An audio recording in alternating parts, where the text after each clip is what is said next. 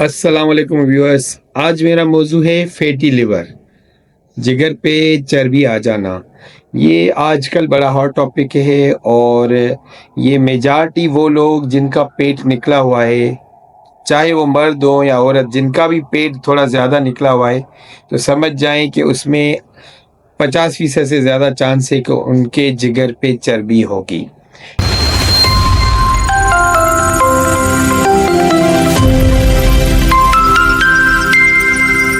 तो पहली बात तो ये है कि आज वीडियो आखिर तक देखेंगे तो आपको पता चल जाएगा कि कैसे पता चले कि आपको फैटी लिवर है, और अगर आपका फैटी लिवर है तो उसे कैसे ट्रीट किया जाता है, कैसे ख़त्म किया जा सकता है। या जिन लोगों का फैटी लिवर नहीं है वो ये चाहते हैं कि फैटी लिवर ना हो, तो किस तरह के खाने खाएं, क्या खाने खाएं, किस तरह का लाइफ स्टाइल हो कि ताकि उनका फैटी लिवर ना हो। जी हाँ, तो सबसे पहले आते हैं कि जो आप खाना खाते हैं उसमें क्या-क्या चीज़ें हैं जो कि फैटी लिवर कराती हैं। सबसे टॉप पे है जो हम रोटी खाते हैं। जो लोग ज़्यादा रोटियाँ खाते हैं दिन में, और या ऑयल वाली चीज़ें ज़्यादा खाते हैं, तली हुई चीज़ें ज़्यादा खाते हैं और वो उनको यूटिलाइज़ नहीं करते।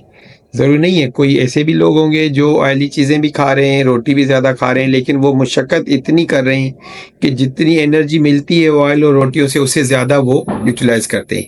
लेकिन ऐसे लोग जो बैठे रहते हैं, चलते भी नहीं हैं, कोई मशक्क़त भी नहीं है, और वो खाने का मिक़दार, रोटियों का मिक़दार, स्पेशली गंदम की रोटी और ऑयल कंटेनिंग जितनी चीज़ें ज़्यादा खा रहे हैं, तो आपको सबसे क्या करना है, ऑर्गेनिक खाना है। ऑर्गेनिक खाने ज़्यादा खाने हैं।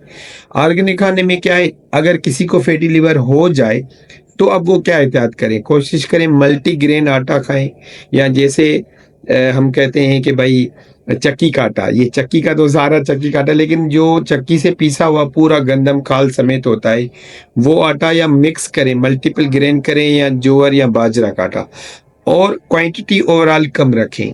तो ईट ऑर्गेनिक, यानी ऑर्गेनिक खाने, मल्टीग्रेन्स और सब्जियों का ज़्यादा इस्तेमाल करें। अच्छा, के डिटॉक्सिफिकेशन। डिटॉक्सिफिकेशन क्या है कि जो आपके टॉक्सिन्स बन गए या कुछ हो गया, कुछ ऐसे खाने जो टॉक्सिन्स को ख़त्म करते हैं, जैसे प्याज हो गई, मछली हो गई, इस तरह ये जो सब्जियां हैं, ग्रीनी लीफी वेजिटेबल्स होते हैं, ये डिटॉक्सिफिकेशन करते हैं, और जो आपकी ऑलरेडी जिगर में चर्बी वगैरह यूज़ हो गई है, टॉक्सिन्स, उसको कम करते हैं।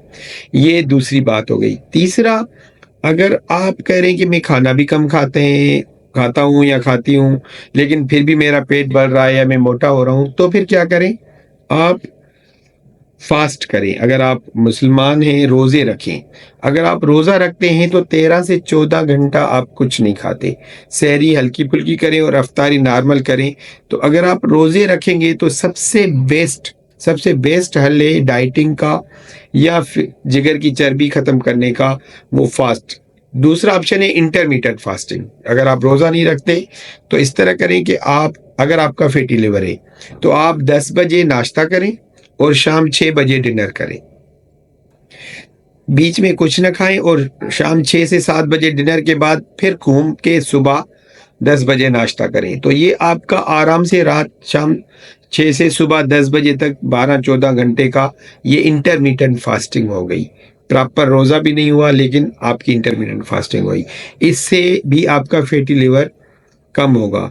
तीसरा, कोशिश करें कि अपने खानों में ऐसे खाने खाएं जिसमें कोलिन हो, जैसे कि अंडे की जर्दी। लोग कहते हैं कि अंडे की जर्दी खाने से, ये हम भी कहते थे पहले, अंडे की जर्दी खाने में उसमें कोलिन होती है, वो आपके फैट को कम करती है, फैटी लिवर से बचाती है। फिश फैटी लिवर से बचाती है। जैसे मैंने पहले बताया, ग्रीन कलर के हरे पत्ते की सब्जियां हैं, ये खाया करें। अदरक हो गई, लहसुन हो गई, तो ये वाली चीज़ें आपके लिए हेल्दी हैं खानों में। अब हम आते हैं कि इंसुलिन रेजिस्टेंस यानी शुगर। फैटी लिवर वालों को शुगर होने के भी चांस ज़्यादा है। तो इंसुलिन रेजिस्टेंस होती कैसे और कम कैसे की जाती है? इंसुलिन रेजिस्टेंस क्या होती है?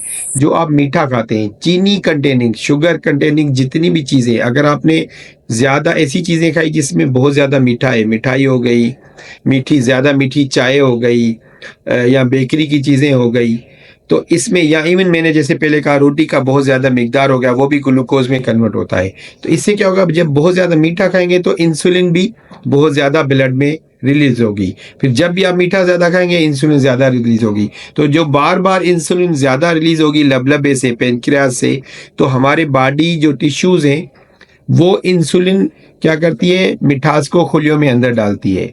तो हमारे खुलियों में बार बार इंसुलिन की पीक आएगी तो वो खुलिये रेजिस्ट होंगे, यानी उस इंसुलिन का असर कम से कम होता जाएगा, कम से कम होता जाएगा।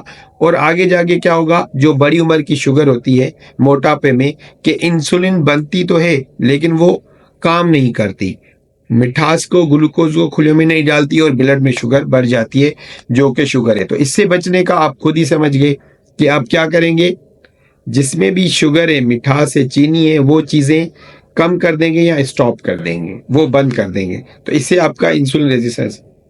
सबसे लास्ट बात है एक्सरसाइज, जो सबसे अहम है। अगर आप खाना भी नहीं कर पाते, आप फास्ट रोज़ा भी नहीं रह सकते, आप इंटरमीडिएट फास्टिंग भी नहीं कर पाते क्योंकि आपको भूख बड़ी तंग करती है, और आपके घर में ऐसा सिस्टम नहीं है कि आप कोलिन वाली चीज़ें ज़्यादा खा सकें या बैलेंस डाइट कर सकें, तो एक ही चीज़ है जो आपको पतला भी कर सकती है, मोटे से मोटापा भी ख़त्म कर सकती है, फैटी लिवर भी ख़त्म कर सकती है, और मोटापे वाली शुगर भी रिवर्स कर सकती है, वो है एक्सरसाइज।